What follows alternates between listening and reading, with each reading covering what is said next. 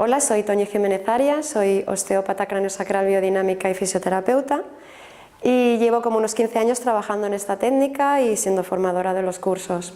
Entonces, la osteopatía craneosacral biodinámica se basa en un movimiento rítmico. Cada célula tiene como una especie de respiración, hay un movimiento de expansión y un movimiento de relajación y eso crea un movimiento global.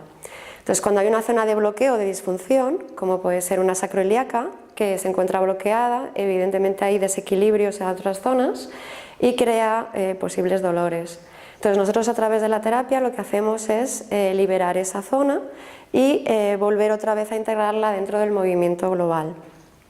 Entonces, en esta formación se basa en 10 seminarios donde nos relacionaremos con el movimiento de los huesos del cráneo, con los ventrículos cerebrales, con el líquido cefalorraquídeo, el sistema nervioso. Veremos diferentes estructuras y todo esto lo apoyaremos con láminas, atlas, diapositivas y todo ese conocimiento adquirido lo plasmaremos en la experiencia a través de prácticas con el compañero en camilla.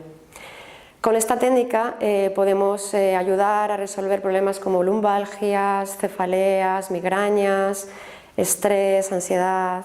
Entonces también tratamos todas las edades, desde bebés hasta personas ancianas, ¿no?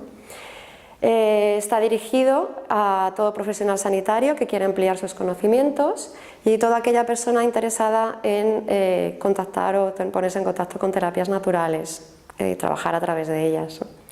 Si queréis tener más información del curso, hay un enlace donde podéis entrar y ver toda la información completa.